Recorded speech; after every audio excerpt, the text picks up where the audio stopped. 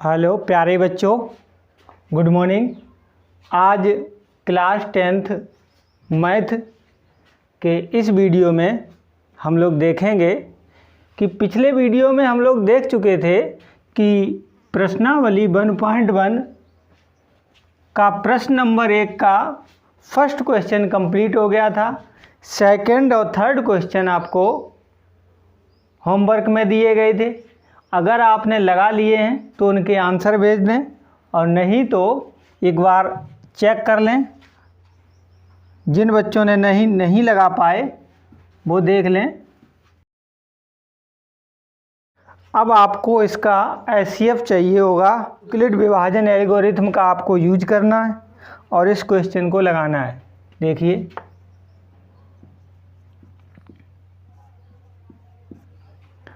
तो आप लोगों को बताया गया था। सबसे पहले हम लोग चेक करते हैं कि कौन सा नंबर बड़ा है।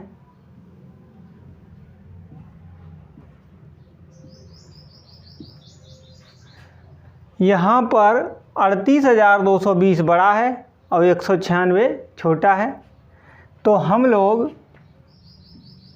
38,220 में भाग देंगे 196 से। 196 का भाग 382 में देना पड़ेगा, क्योंकि ये 3 अंक हैं तो कम से कम 3 अंकों हमें लेने ही पड़ेंगे। तो 196 या 382 में भाग देंगे तो एक बार जाएगा। इनको माइनस करो,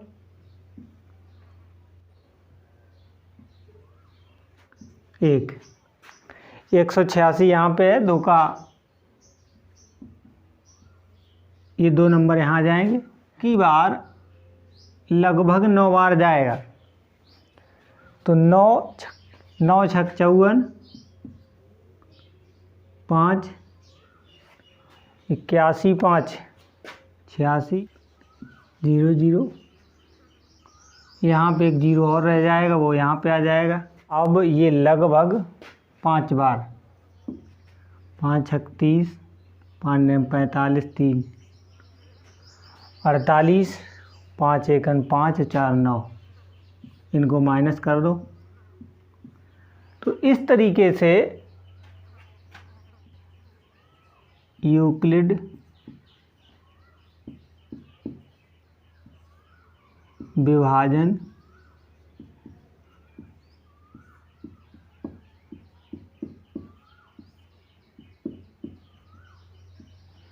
एल्गोरिथम का प्रयोग करने पर a बराबर BQ प्लस R। यहाँ पर a की वैल्यू 38,220। b हमने कौन से नंबर से भाग दिया था? भाज्य हमारा 196 था। कितने बार भाग गया था? 195 बार। शेष कितना बचा था? 0 0। तो समझ लीजिए, जब हमारा R जब 0 हो जाए, जिस समय जब R बराबर 0 हो, उसी समय Q, उसी समय जो Q होता है वही हमारा HCF होता है। तो HCF ऑफ, यही हमारा क्वेश्चन था।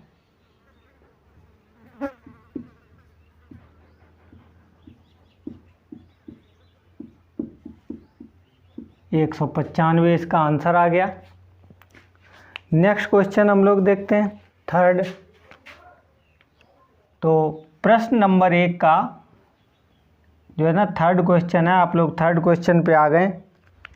तो थर्ड क्वेश्चन में जो नंबर्स दिए गए हैं वो 8 6 7 और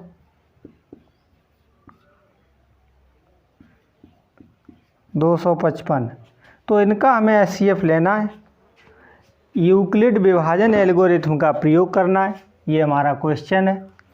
तो इस क्वेश्चन को हल करने के लिए सबसे पहले हमारा जो रूल होता है, अभी हमने देखा था, एक बार फिर से देख लो कि चेक करते हैं कौन सी संख्या बड़ी है कौन सी छोटी है। यहाँ 8, 6, 7 और 2, 5, 5 यहाँ पर ये 8, 6, 7 बड़ी है और ये 2, 5, 5 छोटी है। तो ये वाली वैल्यू हो गई हमारी ए की और ये वाली वैल्यू हो गई बी की। अब Q और R की वैल्यू हमें चाहिए होगी। Q हमारा HCF हो जाता है और R 0 हो जाना चाहिए। तो इस क्वेश्चन को हम लोग देख लें, एक का थर्ड हम लोग सॉल्व कर रहे हैं। तो ए की वैल्यू हमें मिल चुकी, बी की मिल चुकी है। यूक्लिड विभाजन एल्गोरिथम का हम लोग यूज करेंगे।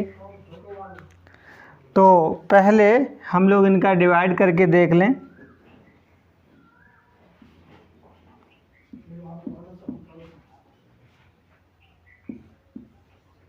यहाँ पे ए रखा जाता, बी यहाँ रखा जाएगा।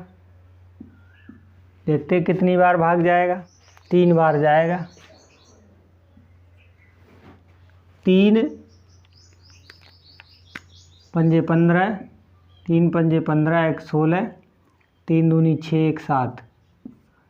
इनको माइनस कर लो, 2 0 1। अब 102 में 102 का भाग देंगे, ये वाला यहाँ पर, ये वाला नंबर यहाँ आ जाता है, 2 बार हो जाएगा। 2 दूनी 4, 2 एकम 2, माइनस करो,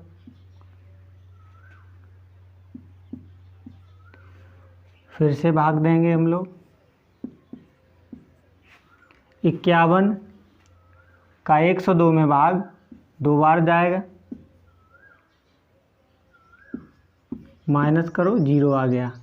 तो यहाँ पर हम लोग देख रहे हैं कि R की वैल्यू या रिमाइंडर या शेषफल हमें 0 मिल रहा है और जब हमें R 0 मिल रहा है उसी समय Q हमें 51 मिल रहा है। समझ लो ये HCF है, लेकिन हम लोग इस यूक्लिड विभाजन एल्गोरिथम का यूज करेंगे। तो यूक्लिड विभाजन एल्गोरिथम होती है A बराबर BQ plus R। Value put करी जाए, 867, 255। उस समय 3 बार, Q की वैल्यू 3 थी, उस समय रिमाइंडर 102 था। फिर नेक्स्ट स्टेप में क्या हुआ था, सेकंड स्टेप में 255 डिवाइड 102 से हुआ था और Q की वैल्यू 2 थी और रिमाइंडर यहाँ पर 51 था। थर्ड स्टेप में देख लीजिए, थर्ड स्टेप में 102 उस समय 51 वैल्यू B की थी। एक बात हम लोगों से गलत हो रही है, अभी पिछले क्वेश्चन में जिस नंबर से हम लोग डिवाइड करते थे B की वैल्यू, वो हमारा HCF होता था, ना कि Q नहीं होता था HCF। यहाँ पर B जो होता है ना वो HCF होता है। हम लोग इस चीज़ को अभी थोड़ा सा गलत कन्फ्यूजन की वजह से हो गया था। यहाँ पर जो B की वैल्यू जिससे हम लोग भाग दे रहे होते हैं, जिससे शून्य हो जाता है, 0 हो जाता है, ये रिमाइंडर 0 आना चाहिए। ये नंबर कुछ भी आए, जिस नंबर से आपने डिवाइड किया था जिससे 0 आया वही इसका HCF होता है। तो पिछले क्वेश्चन में आंसर तो सही हो गया था, लेकिन थोड़ा सा कन्फ्यूजन ये हो गया था कि हमें जहाँ B की वैल्यू को हमें HCF मानना चाहिए, लेकिन वहाँ पर हमने Q बोल दिया था। Q से कोई मतलब नहीं होता है।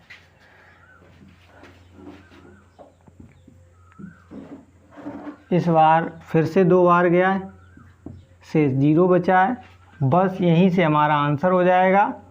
यहाँ पर R की वैल्यू 0 है, लेकिन यहाँ तक नहीं R 0 हुई है, यहाँ तक R is not equal to 0 था फर्स्ट स्टेप में, सेकंड में भी R is not equal to 0।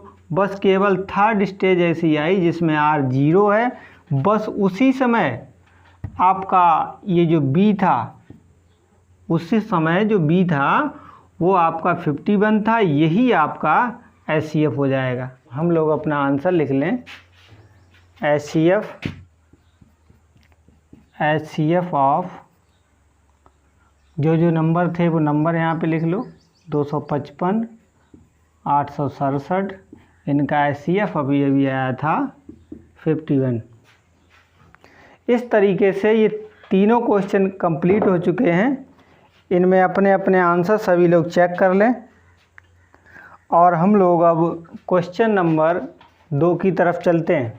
Question number 2, इसको मैं पढ़े दे रहा हूँ कि दर्शाइए कि कोई भी धनात्मक विषम पूर्णांक 6q + 1 या 6q + 3 या 6q + 5 के रूप का होता है, ये हमें दिखाना है। तो इसके लिए हमें क्या करना पड़ेगा, एक बार हम लोग संख्या नोट कर लें। हमें दिखाना है,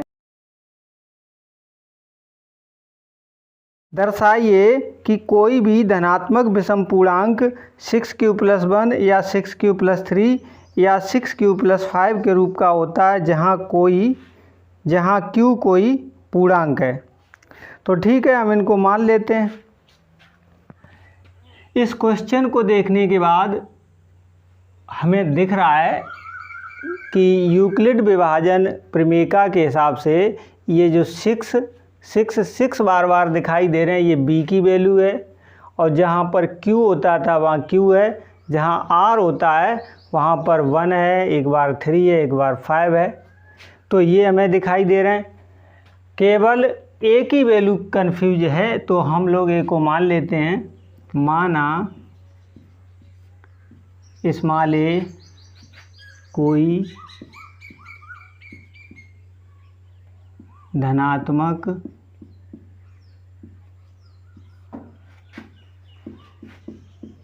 पूर्णांक है।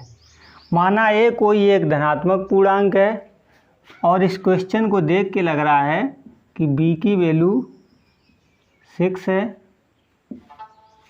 और जब b की वैल्यू 6 होती है उस समय हम लोगों को पता r की वैल्यू क्या होती है।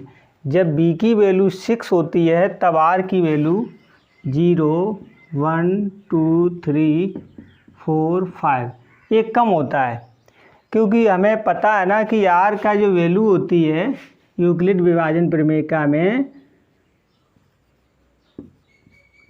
0 से बड़ा होता है और b से छोटा होता है। तो उसी हिसाब से b का मान 6 है, तो ये 0, 1, 2, 3, 4, 5 तक ही जाएगा। अब हम लोग इन वैल्यू को यहाँ पे रख दें। यूक्लिड विभाजन प्रमेयिका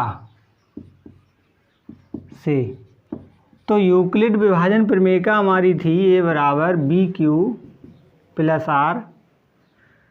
a की वैल्यू हमें पता नहीं, वो तो हमने मान लिया है। b का 6 है, q रहने दो और r रहने दो। बस इसमें हमें लगाना क्या है, r बराबर 0, 1, 2, 3, 4, 5। और हमें क्या चेक करते हुए चलना है, विषम धनात्मक पूर्णांक। तो विषम धन पूर्णांक हमें दिखाना है। तो सबसे पहले नंबर 1, r की वैल्यू सबसे पहले 0 है तो 0 इसमें पुट करेंगे। देखिए क्या आता है, 0 पुट करेंगे तो 6q + 0, क्योंकि r का वैल्यू 0 हो गया तो हमारा आया 6q। उसके बाद नंबर 2 पे r बराबर 1 पुट करेंगे तो देखते हैं a का मान क्या आता है, 6q + 1। नंबर 3 पे देखेंगे, r बराबर 2 रख के देखो तो a की वैल्यू देखते हैं क्या आती है, 6q + 2। नंबर 4, r बराबर 3 इसमें रख के देख लो तो a बराबर 6q + 3 आएगा। नंबर 5, r बराबर 4 रखो तो a बराबर 6q + 4। नंबर 6, r बराबर 5 रख के देखो तो a बराबर 6q + 5 आएगा। तो हम लोग देख रहे हैं यहाँ पर, सही से ऑब्जर्वेशन करें, सही से ध्यान दें। तो नंबर 1 पे a की वैल्यू हमें 6q मिली है, तो विषम है कि सम है। तो जिस संख्या में 2 का गुणा होता है, 2, 4, 6, 8, 10, ये सब सम होते हैं। और यदि किसी सम संख्या में हम कोई विषम पूर्णांक जोड़ दें, ये बात पहले ही दिन बताई गई थी कि यदि किसी सम संख्या में कोई भी विषम पूर्णांक जोड़ दें तो वो विषम हो जाती है, और किसी भी सम पूर्णांक में सम जोड़ दें तो सम हो जाती है। तो उसी हिसाब से यहाँ पर हम लोग ध्यान से देखें तो 6q ये 6 सम है, तो उस हिसाब से ये 6q सम हो गया। और 6q + 1 इसमें देखिए एक सम पूर्णांक में या समधन पूर्णांक में एक हमने जोड़ दिया है विषम पूर्णांक, तो ये विषम हो गया। और 6q सम में, जब हम सम में सम जोड़ देते हैं तो सम रहता है, सम में विषम जोड़ दिया तो ये विषम है। ये सम संख्या में सम जुड़ा हुआ है तो ये भी सम हुआ, और सम में विषम जुड़ा है तो ये विषम रहेगा। तो हम लोग देख रहे हैं, अतः ऑब्जर्वेशन हमने करके देख लिया है। 6q फर्स्ट नंबर पे देख रहे हैं कि 6q और 6q + 2 कॉमा 6q + 4 ये तीन चीज़ें कैसी आई हैं, सम धन पूर्णांक हैं। इस प्रकार क्वेश्चन में कहा गया था, वही भाषा में नोट कर देनी है। 6q + 1 या 6q + 3 या 6q + 5 विषम धन पूर्णांक हैं,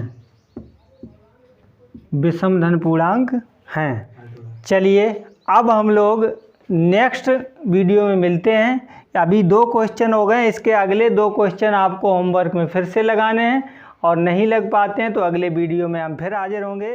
धन्यवाद।